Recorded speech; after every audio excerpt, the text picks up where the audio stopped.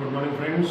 कल हमने वीडियो में आप लोगों को बताया था टाइप ऑफ डिजीज़ के बारे में और कितनी तरह की होती हैं। उसके बाद हमने थोड़ा सा इन्फेक्शन के बारे में बताया था और हमने कहा था कि नेक्स्ट वीडियो में हम बात करेंगे इन्फेक्शंस की, टाइप ऑफ कितने फैक्टर्स होते हैं इन्फेक्शन के, कितने एजेंट्स होते हैं उन एजेंट्स के बारे में। तो इस वीडियो में हम बात करेंगे इन्फेक्शन या संक्रमण क्या चीज़ होती है, किन किन चीज़ों से संक्रमण फैलता है और संक्रमण के जितने भी ये कारक होते हैं, जितने भी एजेंट्स होते हैं, ये सारे एजेंट्स के बारे में डिटेल थोड़ी थोड़ी हम लोग जानेंगे। तो पहली चीज़ तो ये कि संक्रमण होती क्या चीज़ है। तो किसी भी रोग को उत्पन्न करने वाले कारक किसी भी प्रकार से हमारे शरीर के अंदर यदि प्रवेश करते हैं तो ऐसी अवस्था को हम संक्रमण कहते हैं। तो किसी रोग उत्पन्न करने वाले कारक का मानव शरीर में प्रवेश होना संक्रमण कहलाता है।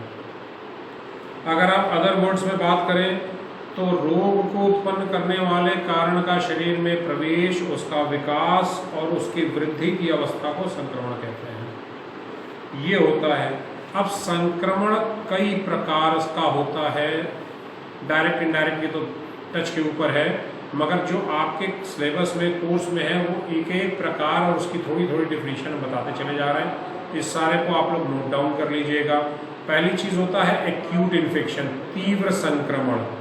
तीव्र संक्रमण कुछ देर के लिए अचानक होता है, जैसे सपोज दैट आपको चींटी ने काट लिया, आपको बहुत तेजी से खुजली होने लगी, वहाँ पे चकत्ते पड़ गए लाल रंग के, वो तीव्र संक्रमण है। दूसरा क्रॉस इन्फेक्शन, पार संक्रमण। पार संक्रमण एक व्यक्ति से दूसरे व्यक्ति को या किसी जंतु से किसी व्यक्ति को हो सकता है।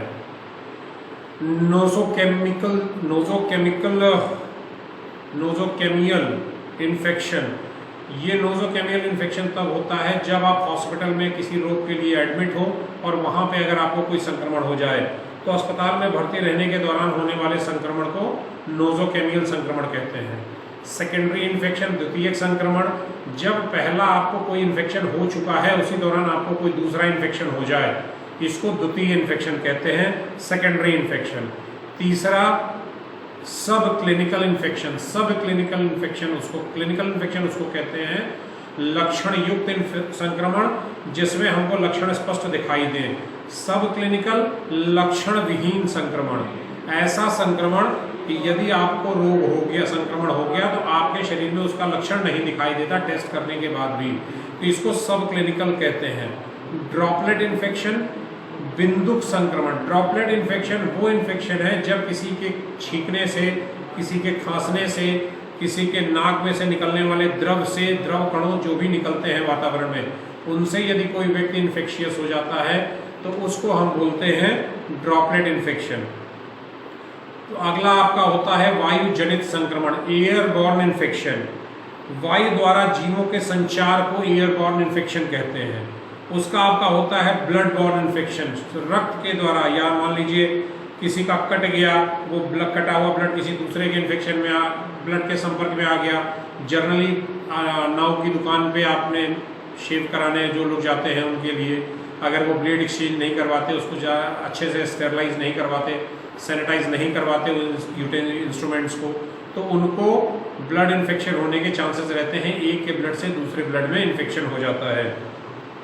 उसके बाद होता है फूड बॉर्न इन्फेक्शन, भोजन जनित, संक्रमित भोजन के खाने से जो आपके शरीर में संक्रमण हो जाए।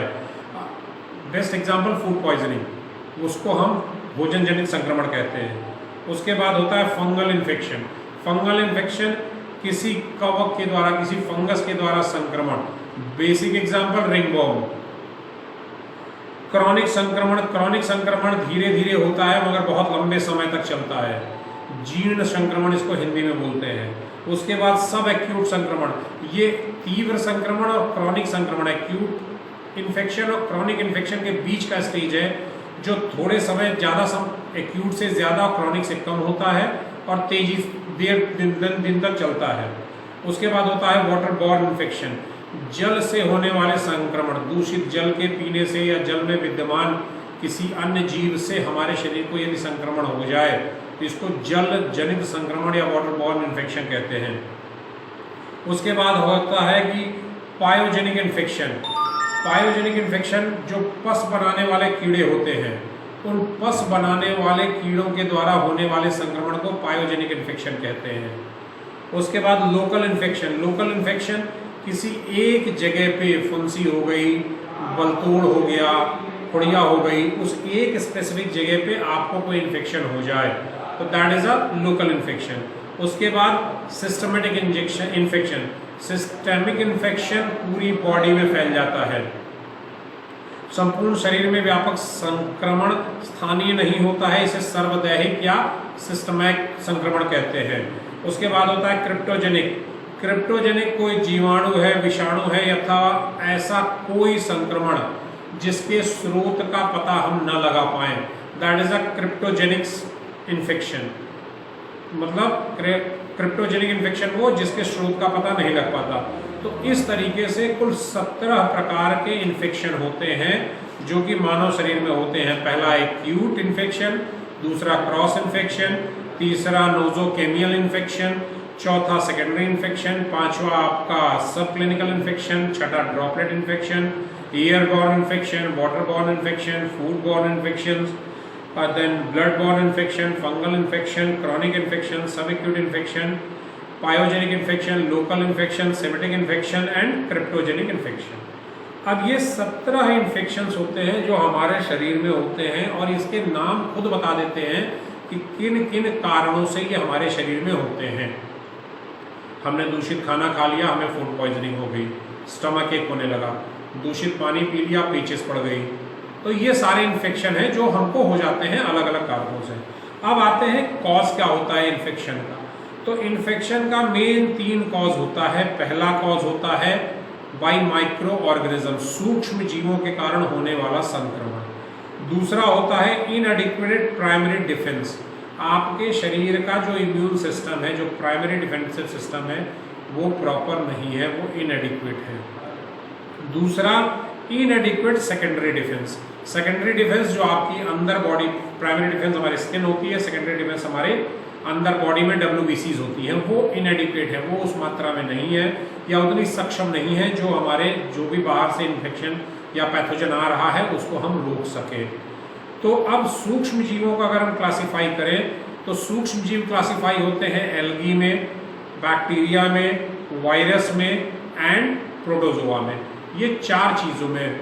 एल्गी हरे रंग के पौधे होते हैं, सूर्य की वृद्धि में विकास करते हैं, स्वपोषी होते हैं, ऑटोट्रॉफिक होते हैं एंड पैथोजेनिक होते हैं, रोग कॉज करते हैं।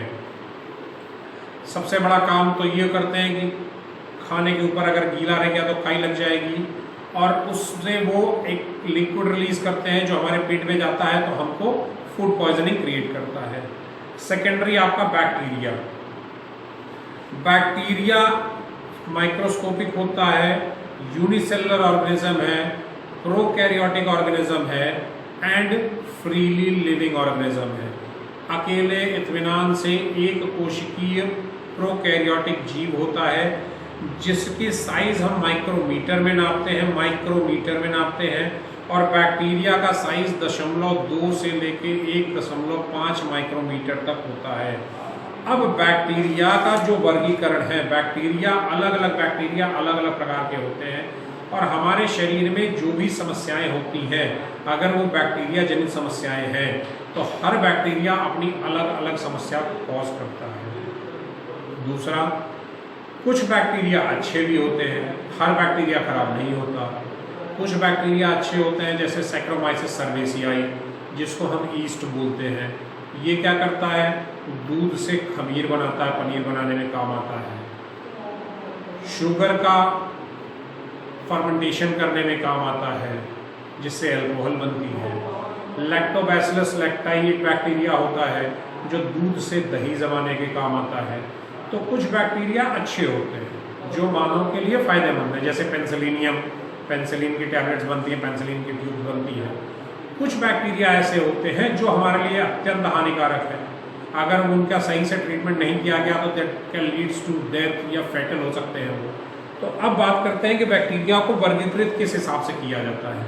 तो बैक्टीरिया का वर्गीकरण उसके शेप के हिसाब से किया जाता है और वो जिस तरह से रहते हैं, झुंड में रहते हैं तो झुंड में, अकेले रहते हैं तो अकेले, इस तरह से किया जाता है।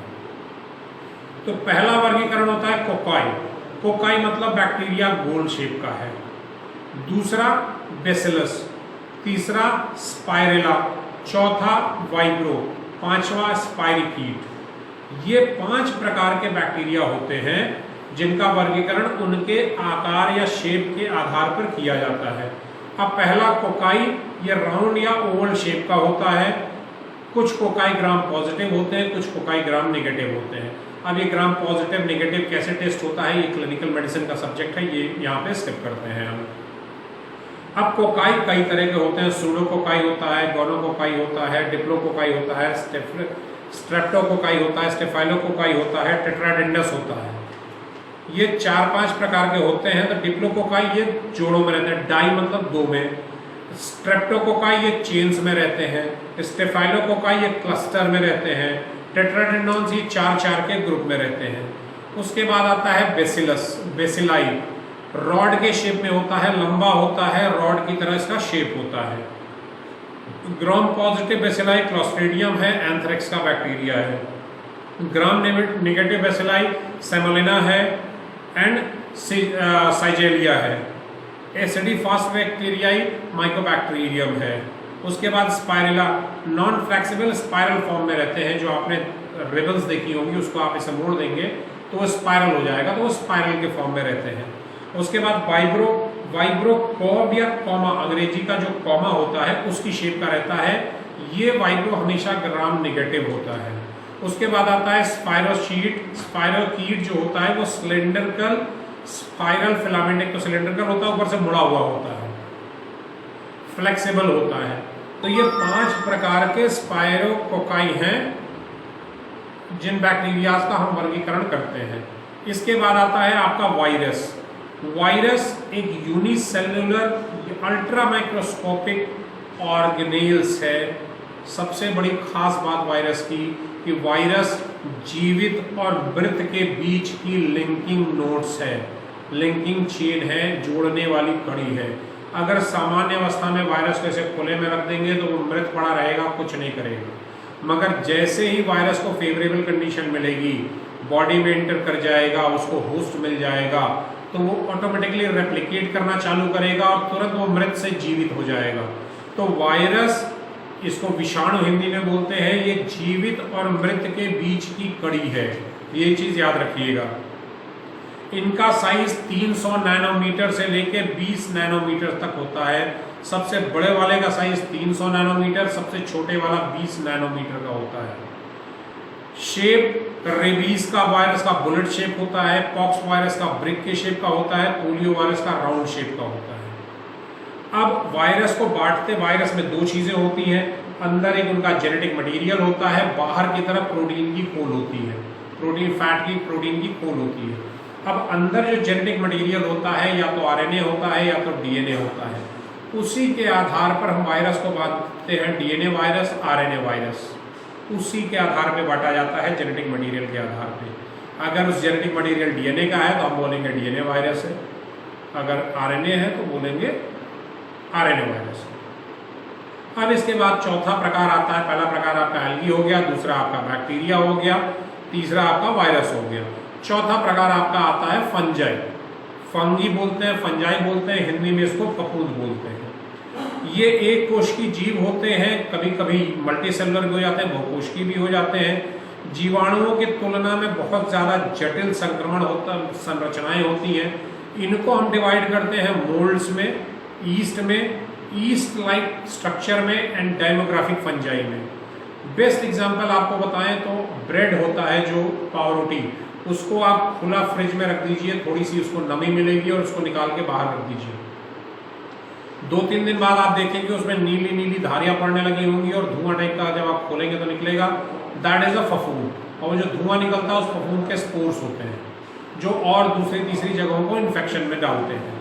तो ईस्ट राउंड ओवल शेप का कॉग्लिगेट फंजाई है, यूनिसेलुलर होता है, मॉइस्ट मोल्ड कॉलोनीज के रूप में रहता है। एसेक्सुअल रिप्रोडक्शन से फंजाई बढ़ते हैं, जिस प्रोसेस को हम बर्डिंग कहते हैं। अब रिप्रोडक्शन 2 तरह का होता है, एक एसेक्सुअल रिप्रोडक्शन, एक सेक्सुअल रिप्रोडक्शन। एसेक्सुअल रिप्रोडक्शन वो होता है जिसमें गैमीट्स नहीं बनते, ओवम स्पर्म नहीं बनता, फर्टिलाइजेशन नहीं होता। बडिंग एक प्रोसेस होती है। सपोज दैट ये हाथ है, इस बगल से एक और हाथ निकला है, उसको हमने काट के रख दिया, एक दूसरा टीचर पैदा हो गया, तो that process is called budding. एक छोटी सी बड निकलती है, वो दूसरा पूरा ऑर्गेनिज्म बना लेती है। अब इसके बाद आता है मोल्ड्स। मोल्ड्स 2 से 10 डायमीटर तक होते हैं। इस प्रकार शारीरिक संरचना ट्यूब के हिसाब से दिखाई देती है, और जब उस ट्यूब को हम बोलते हैं हाइफी, जो ऊपर की तरफ निकल के बाहर आती है, और नीचे जो होती है उस नीचे को हम बोलते हैं रूट्स। तो हाइफी और रूट्स 2 स्ट्रक्चर का बना होता है।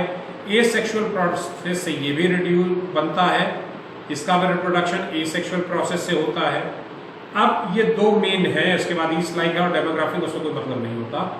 थर्ड 5th पार्ट आता है आपका, पहला एल्गी, दूसरा बैक्टीरिया, तीसरा वायरस, चौथा फंजाई, 5वां आपका आता है प्रोटोजोआ। प्रोटोजोआ और बैक्टीरिया में अंतर यह है कि बैक्टीरिया प्लांट्स में आता है, प्रोटोजोआ जीव होते हैं, एनिमल किंगडम में गिने जाते हैं। यूनिसेलुलर एनिमल होते हैं, एक ही शेल होता है। आपने पढ़ा होगा तो अमीबा, पैरामीशियम, यूग्लिनिया, ये सारी चीजें प्रोटोजोआ होती है। एस्चेरिचिया कोलाई ये प्रोटोजोआ होती है। अब ये चीजें हमारे शरीर में जाती हैं तो हमारे लिए समस्या कॉज करती हैं। तो एक कोशिकीय जीव होते हैं जिनका आकार जीवाणु दैट मीन्स बैक्टीरिया से बड़ा होता है। प्रोटोजोआ को हम क्लासिफाई करते हैं 4 चीजों पे, उनके चलने के आधार पे। जैसे राइजोपोडा, राइजोपोडा होता है वो स्वतः चलता है, उसके शरीर पे कोई भी संरचनाएं नहीं पाई जाती, जैसे अमीबा। उसके बाद आता है आपका सीलिएट। सीलिएट पैरामीशियम, उसके शरीर पे सीलिया पाए जाते हैं, सीलिया लाइक स्ट्रक्चर होते हैं धागे की तरह, वो उन्हीं सीलिया से आगे बढ़ता है। उसके बाद आपका आता है फ्लैजिलेट। जब आप यूग्लिना को देखेंगे तो नीचे एक पूंछ की तरह लगा रहता है फ्लैजिला, उस फ्लैजिला को आगे पीछे करके वो हल्का हल्का आगे बढ़ता है। और उसके बाद होता है स्पोरोजोआ, जो अपना स्पोर में कन्वर्ट हो जाता है जब उसका अनफेवरेबल कंडीशन रहती है तो, और उस स्पोर को डिस्पर्स करके वो फिर से नया ऑर्गेनिज्म बना लेता है। अब जो भी आपके सूक्ष्म जीव हैं, ये 5 प्रकार के हमने बताए। अब इन सूक्ष्म जीवों का ये तो प्राइमरी डिफरेंशिएशन हो गया कि आप उनके आधार पे, उनके कार्य के अनुसार आप किस हिसाब से बांटेंगे। अब सेकेंडरी डिफरेंशिएशन ये होता है कि पहली चीज कि उनको हम सेकेंडरी डिफरेंशिएशन उनके रोग बीमार करने के आधार पे और उनके हिसाब से कि उनका जेनेटिक मटेरियल या क्या है उस हिसाब से बांटते हैं।